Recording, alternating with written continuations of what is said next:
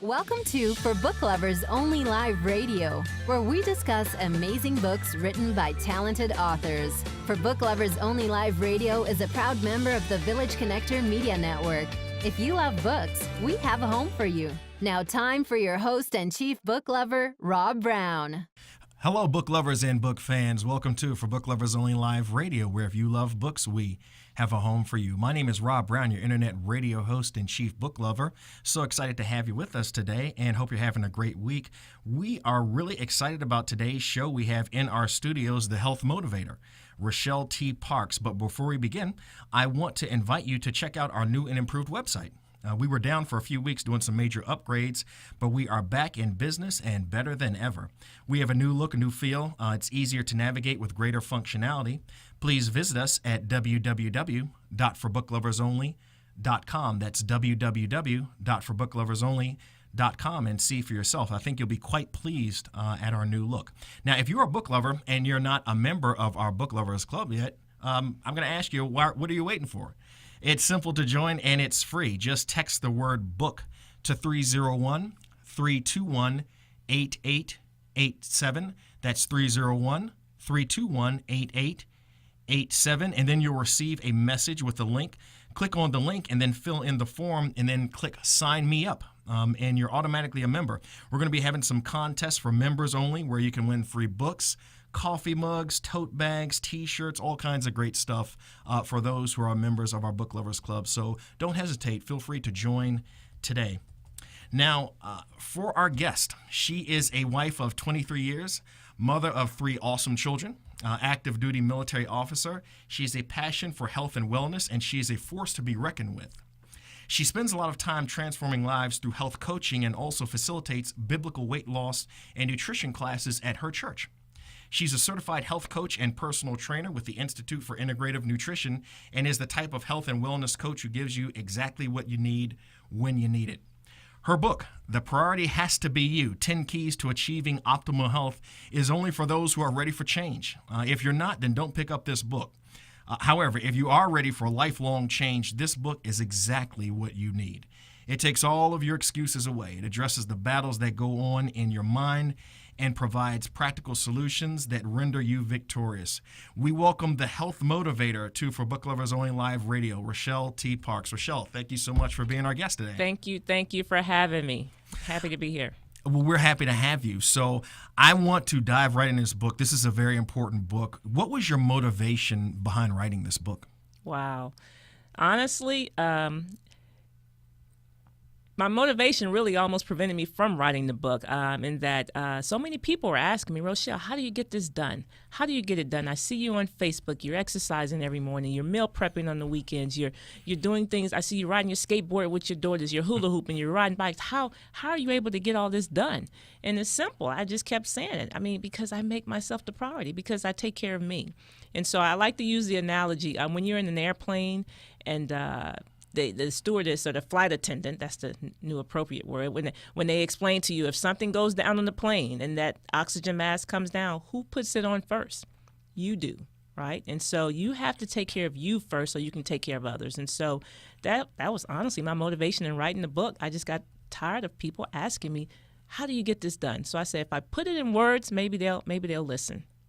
That's an awesome analogy, by the way. That's amazing. So who is the book intended for? Like, who is your ideal audience to get value out of this book? So because I am female, the obvious answer would be, well, females. Females are more drawn to me just because they know my battle, they know my struggles, because I am female. But honestly, this book is for everybody. The principles in this book they're not gender specific. They're for everyone. Everyone who wants to achieve optimal health.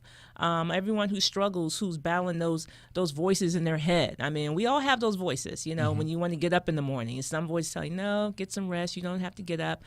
So this book is for everybody, even though probably more women are drawn to it than men, but men have bought the book, and I've had great success, great feedback even from the men who have bought this book. And I imagine that you probably get a really good reception with regards to people here in the Washington, D.C. metropolitan area where everybody's like super busy and nobody's really making themselves a priority. I mean, this is a book that we really need, probably in other like large metropolises, New York City, Chicago and stuff. I think that this book has, quite a lot of value for people who kind of live in those areas. Now, this is the type of book that gets to the point pretty quick. Does it give you immediate solutions to your problems?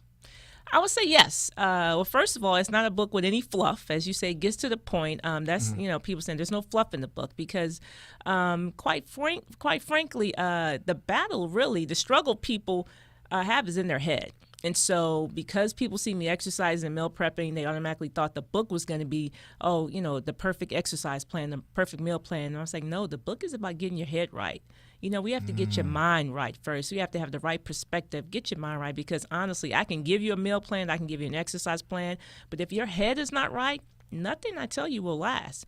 You will eventually revert back to that stinking thinking is what I like to call it. Stinking thinking. Stinking thinking, right? So we have to get the head right. And so this book absolutely addresses the issue. It identifies what the real issue is, and it's your head. We have to get that right. So people have to be kind of mentally right, kind of mentally strong. Absolutely. You just have to be thinking the right stuff. The first chapter in my book is perspective is everything. If you don't have perspective, changes everything.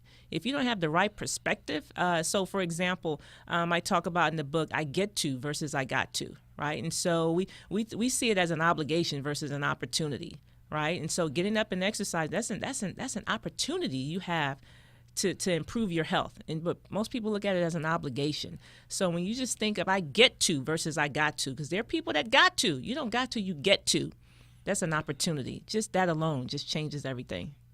Now, do you feel that, being a military officer, and first of all, thank you so much for your service.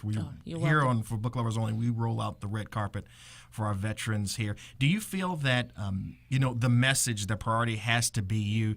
Do you feel that, people who are in the military, take to that message maybe a little better or a little harder? Because I know people in the military, they sacrifice. That's just the nature of people in the military, the honorable sacrifice.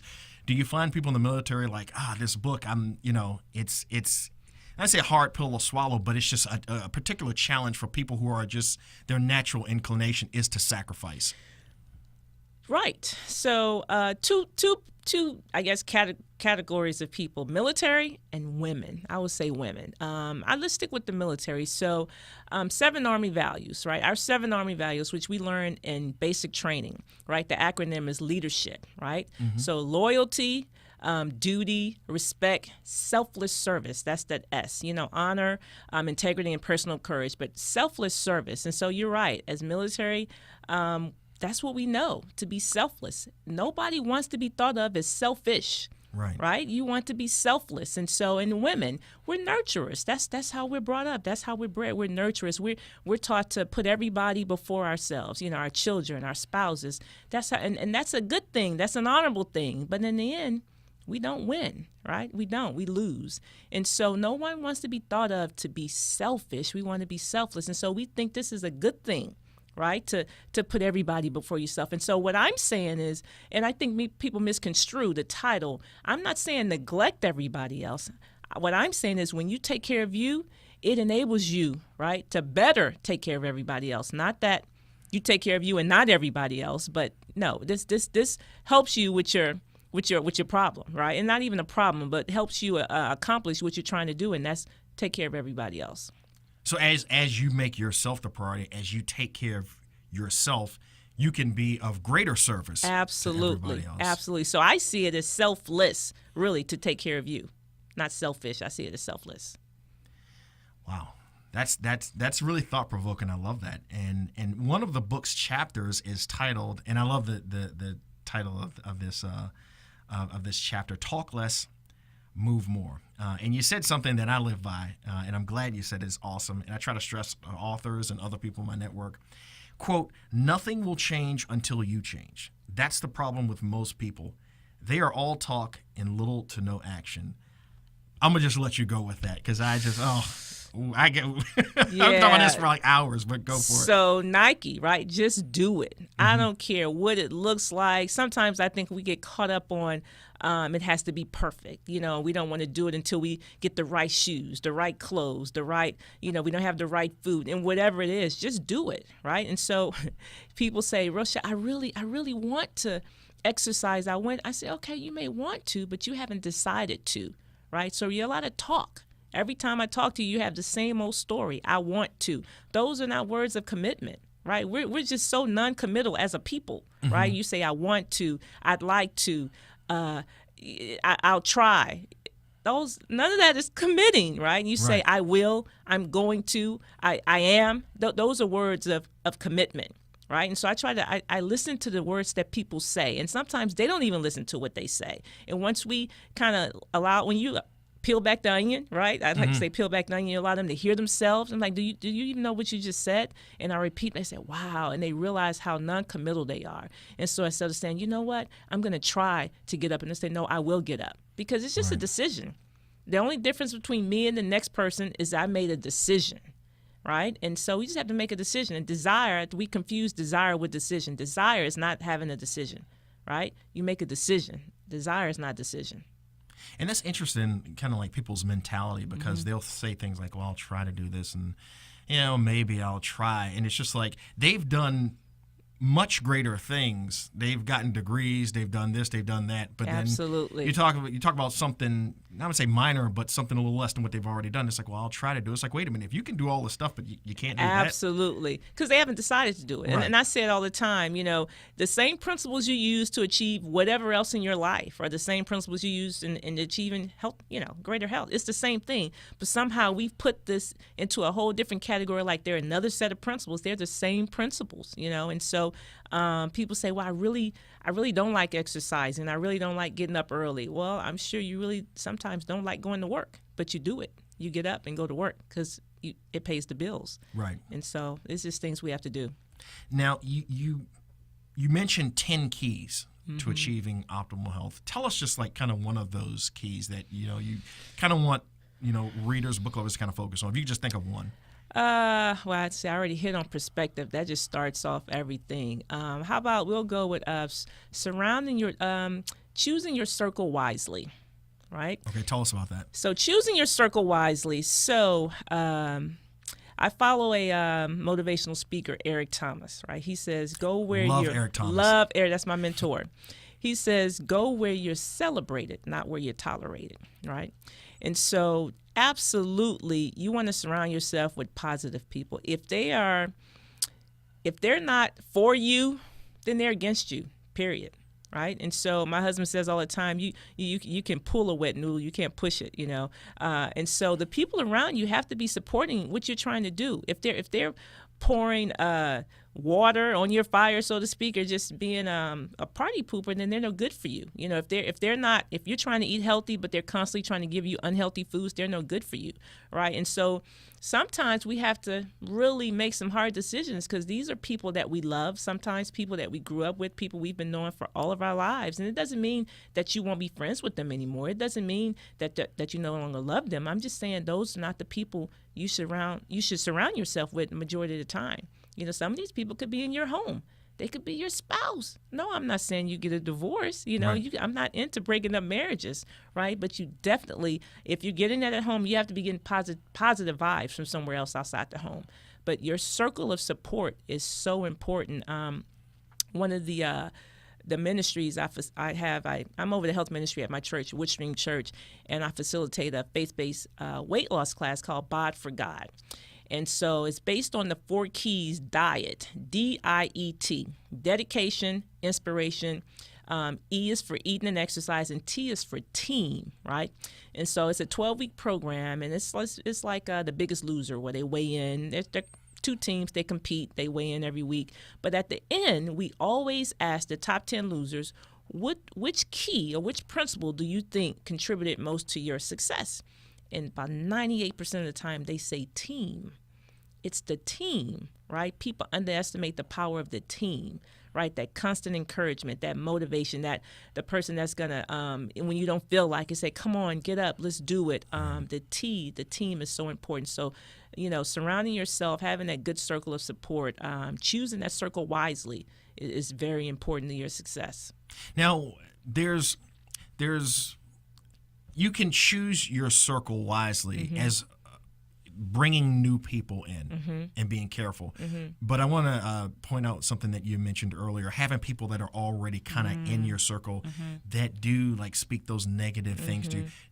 Do you kind of take them to the side and say, hey, listen, we need to have a talk, or do you just kind of mentally block them out? Like, how do you handle that if somebody's already there? Well, well, if it's your spouse, you might have to just block that out. But no, both things I would say, because the last chapter, not the last chapter, one of the chapters talks about killing the noise, right? And so sometimes you can't remove the person, right? But you still have to kill the noise, right? So for those people that you can remove, you need to remove them. So that's why I said you have some decisions to make. These could be people you love, and again, it doesn't mean that you're no longer friends with them. I'm just saying those are not the people that you need to allow in your space the majority of the time, right? And then for those, if you can't remove them, you still have to learn how to kill the noise. You have to kill the noise, because we have those voices in our head. You have to be able to kill it. I hope that answers the question. No, that does. It's just, I know that there'll be a lot of people that are going to be watching this and be like, I agree with what she says, but my brother keeps bothering me, or my sister, or even my parent. My parent always, like, my mom or my dad, they're always speking negativity. Like, how do I handle that? No, I think it needs to be addressed. Absolutely. If those people love you, you go to them in love, not bad mouthing or anything. But you go to them in love and you let them know what you're trying to do, and that you are soliciting their support. And tell them how they can help you, and tell them how they're not helping you. Right. And so you have to do that. And if they still choose to do that, then you have to be able to kill the noise. And do you encourage or advocate people to say, if there is a negative person in your life, and let's say you've had this conversation with them and they just won't change? I mean, does there come a point where you just got to kind of cut people go? Absolutely. Cut them loose and let them go? Absolutely. That I am in favor of it. Absolutely. Again, if they live in your home, though, you can't, but if they're outside of your home, absolutely. They're no good for you. They are no good for you. They're no good for you mentally, physically, spiritually. They're no good for you. Why would, that's like a cancer. Right. And so you don't want that. You don't want, you have to cut it. And it hurts sometimes. And I've known people that have to do that, and sometimes those people will cut you if you no longer want to do the things that you used to do. Sometimes they'll cut it for you. And that still hurts. I've talked to many people who their friends cut them off because they no longer want to go to the buffets anymore. They don't, they don't want to go because they were cleaning up so many other areas in their lives. Things start to, when you start to cleanse from the inside, it just flows throughout your mind. Your mindset changes, and there are other things in your life you don't desire to do anymore. And so people have lost friends behind it. Or I shouldn't even say friends. They've lost acquaintances, because if they were your friends, they would still be there. They would support you in becoming a better person. And that's why I said they weren't your friends to begin with. So I shouldn't say you lost friends. No, you lost people that you knew. Right. Now, later on in the book, you also say something I find very profound. There's just so many amazing things in this book. You say, quote, most people say knowledge is power, but I say application of knowledge is power. I think a lot of people get that mixed up. Tell us about that. So knowledge is power. It can be if you use it, right? And so just having the knowledge, I don't think that really changes anything. You have to act on the knowledge. You have to apply the knowledge. That's powerful. Just having it and not doing anything with it doesn't get you anywhere. It doesn't put you any further along. It doesn't move you. But when you apply that knowledge, that's everything. That's when you have the power. That's when you win, when you apply the knowledge that you have. And so, I think I saw a meme on Facebook. I think it was a meme with Bruce Lee, and he was talking about not just having the knowledge, but applying the knowledge, application of knowledge. That's the real power. And most people think just having it. They're just satisfied with having the knowledge. There's a lot of people. I always tell my husband, on a multiple choice question test, most of us will get the answers right. We know the answers to the test, right? But we don't apply right? The knowledge that we have. Most people know how to, if you tell them, if you ask them how should they eat, how many times they need to exercise, they'll give you all the answers. They know it, but they don't apply it. So just having it, that's not the power. When you apply it, that's when you have the power. So they'll have the answers lined up, but then they'll have the excuses behind it. Absolutely. Wow, this book is really, going to make people look in the mirror, which is a good thing. Is a good thing. What has the feedback been like from the book, from people who have purchased it and read it and applied it? Like, what has the feedback been? Phenomenal. I'll tell you. So it's one thing to write a book and you're all excited about writing the book, but then it's like, okay, now when you start to sell the books, it's like, okay, now they have to read it. And it's a little scary, right? Anticipating the feedback. You don't want people to, oh, this was a waste of money, I don't believe. But the feedback has been absolutely phenomenal for men and women. And so what I learned is that what someone told me, they said, Rochelle, this book told everybody it was okay to take care of themselves, to make themselves the priority. It's like you release them from their own prison. And I was like, really? I mean, it was kind of mind-boggling. So as I mentioned before, it's selfless to put everybody before yourself. No one wants to be thought of as selfish. And so to take care of yourself, to get up and exercise every day, or to even have manicure, pedicure, massage, all these things to make sure you're mentally and physically and spiritually fit, can come off as being selfish, is what people were thinking. And you told them, they said, Rochelle, you told them it's okay. It's okay to do this. Right. And so it's been phenomenal feedback. And someone told me, they said, Rochelle, if a person can't get motivated from this book, then I don't know what's going to motivate them, because this is everything. It takes all the excuses away. It really does. Now, from this book, do you even now, it sounds like a lot of this book is from your own personal experience. You were probably one of the ones that put everybody before yourself, didn't take care of yourself. Do you even feel now, sometimes you feel that pull to take care of everybody except yourself, and then you're like, wait a minute, Rochelle, like I gotta focus back on me first? Do you even find that tension there from time to time, or are you completely like taking care of that? I've let it go. I've let it go, because I honestly realize that when I take care of me, I'm so much better. I'm a better wife. I'm a better mother. I'm a better friend. I'm a better supervisor. I'm a better employee. I'm just a better person when I take care of me. I tell people, you don't want to deal with the Rochelle T. Parks that doesn't take care of herself. She's not happy. She's unhealthy. She may be constipated. Dragging, tired, no energy. You don't want to deal with that person. You want to deal with the Rochelle T. Parks that takes care of herself. I'm better. And that's for everybody. When you take care of yourself, you're just better. And so it's a win-win for everybody. It's a win-win. I've had some of my clients come back and tell me that their spouses say, I don't know where you go 2 days a week, or I don't know where you go early in the morning on Saturdays, but wherever it is, keep going.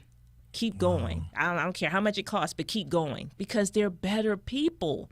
They've become better wives. Their kids are saying, Mommy, you're different. They're better. That's all. And writing this book, it sounds like just the process of writing this book has changed you somewhat. Tell us how just writing this book, the changes you've gone through in writing this book. Writing this book was a little scary, actually, because in the beginning I was like, what? They've heard this before. Why would I put this in writing? This is not anything new. And the person that was helping me, she said, no, Rochelle, it'll be received differently in print than you talking. Trust me. And I was really fearful, because people say, no, you say it all the time. Why? Yeah. But they just receive it differently in print. And so writing this book really, and just getting the feedback from everybody else really just made me more vigilant, actually, and just keep talking, keep inspiring. I most of the time, just about daily, put posts on Facebook, some meme, some inspirational message. Keep inspiring. They say life and death lies in the power of the tongue. So we learn as kids, sticks and stones may break my bones, but words will never hurt me. But words hurt. Right, words hurt, but also words heal too. Words heal, right? Words inspire, words motivate. And so I try to use my words. So what this book has done for me, just making me more vigilant, and just keep talking, keep inspiring, keep touching, keep reaching out, because it's really made a difference. And what's next with regards to a follow-up to this book, maybe volume 2, a sequel? Like, any plans for that? Or So probably giving the people what they thought they were going to get the first time. And so the first time it was about getting the hit right. And so maybe, that was the how. And so maybe now we can talk about the what, So now let's talk about now what do I do? What, we talked about how to get it done. How should I approach this thing? Now let's talk about what to do. And so maybe we will, volume 2 or the sequel or whatever, the next book will be talking about more of exercising and more meal planning, or just what to do to get this done, to follow on, to bring it around full circle. Okay, and I want to make sure that all of our fans that are listening and watching have your contact information so that we can follow you for volume 2. So for Facebook, they can follow you at Rochelle T Parks. Instagram, Rogam, and that's spelled RHOGAM. Twitter at Rochelle T Parks. Your website is rochelletparks.com. Email is, and I'm going to spell this, ROCTREPAR @gmail.com. And you were gracious enough to even let us have your phone number. So if people, want to call you and just, get your advice and your input about how they can, make themselves the priority, your number is 240-292-9327.